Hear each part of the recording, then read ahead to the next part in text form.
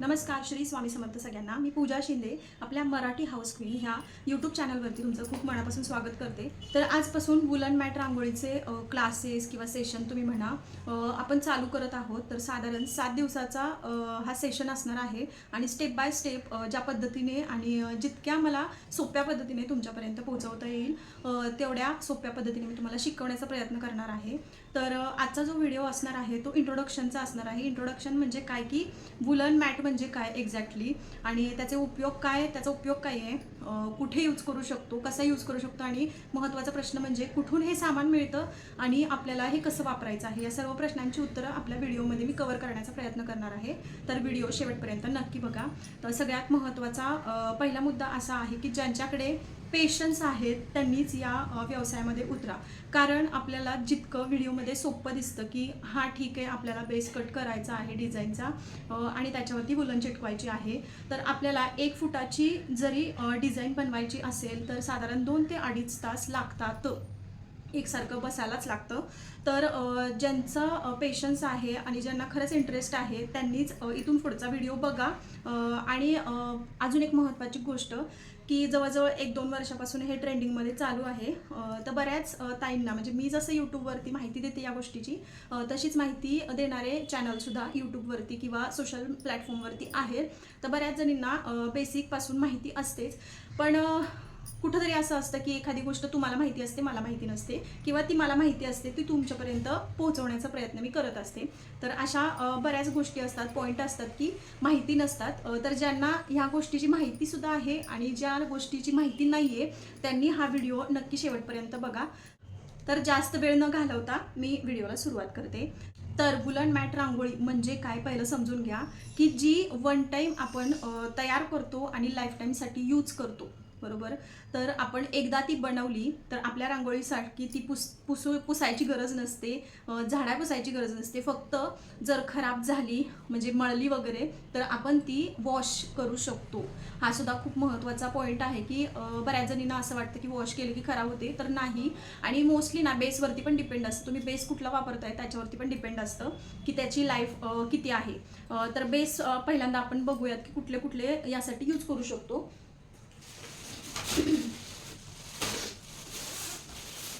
तर सगळ्यात महत्त्वाचा आणि सगळ्यात आवडीचा सगळ्यांचा जो आहे बेस तो आहे कॅनव्हास. कॅनव्हास जो असतो त्याला फिनिशिंग माझ्या मते तरी सांगते की फिनिशिंग व्यवस्थित येत नाही, ठीक आहे. आणि ही लाईफ लॉंगसाठी यूज करता येते अशी पण नाही. मला वाटतं धुतलं की पूर्ण त्याचा खालून असा चुरगळा होऊ शकतो किंवा ती खालचा बेस जो असतो तो पातळ होऊ शकतो. जसं की आत्ता आपल्याला खूप कडक दिसतोय जसा हा, म्हणजे आपण नाही का ते गम वगैरे लावून तयार करतो ना शीट, तशी केलेली आहे. आणि ही धुतली की पूर्ण अशी चोथ्यासारखी, म्हणजे कॉटन कसं असतं त्या टाईपमध्ये केलेलं आहे.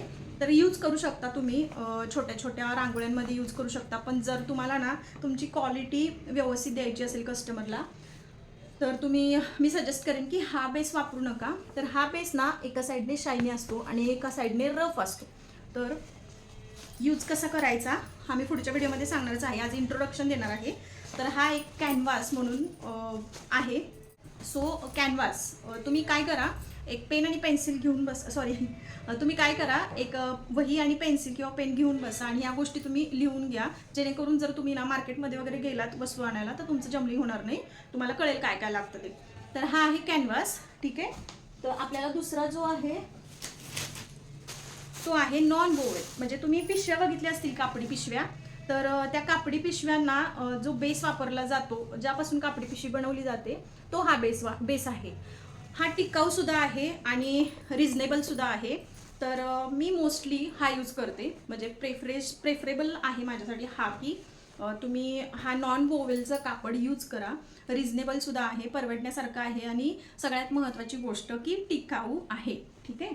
तर हा एक झाला. याच्यामध्ये कलरसुद्धा येतात, मला वाटते स्किन कलर आहे. मी आधी स्किन कलर घेतला होता, यावेळी मला ब्लॅक भेटला आहे तर म्हटलं बघू ब्लॅकवरती कसं आपण कंटिन्यू करू शकतो.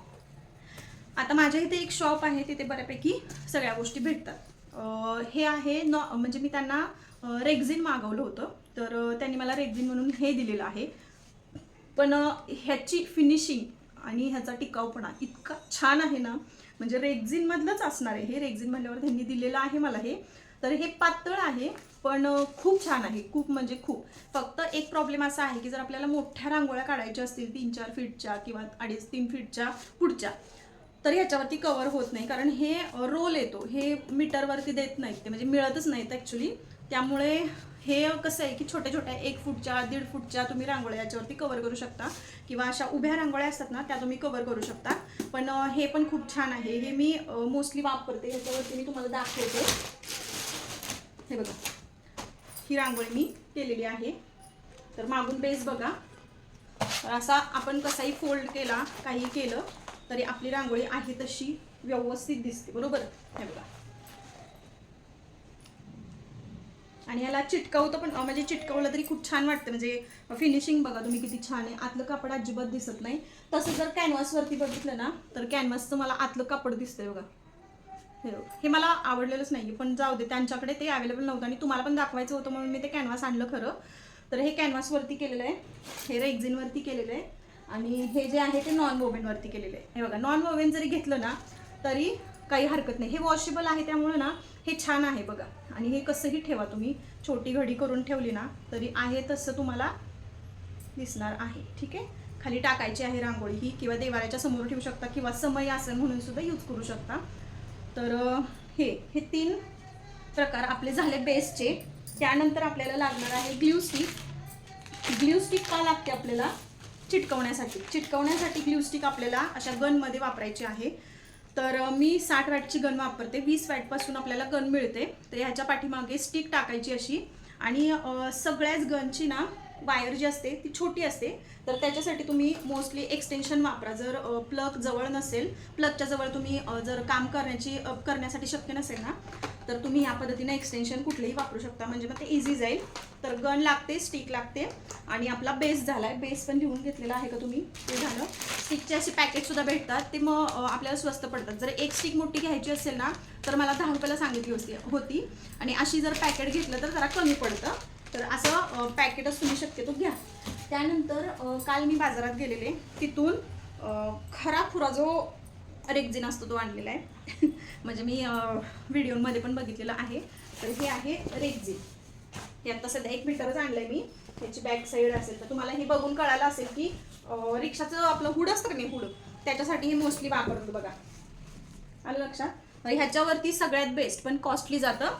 जर समोरचा कस्टमर पे करायला तयार असेल तर तुम्ही ना बिंदास्त हे वापरा, कारण हे तर लाईफ टाईम आहे. लाईफ टाईम तुमची रांगोळी आहे तशी राहणार आहे, त्यामुळे हे सुद्धा तुम्ही वापरू शकता. आता या बेसवरती कुठल्या बाजूनं कशी रांगोळी आपल्याला हे करायची आहे, चिटकवायची आहे, काय करायचे आहे, हे आपण नेक्स्ट व्हिडिओमध्ये बघणारच आहोत.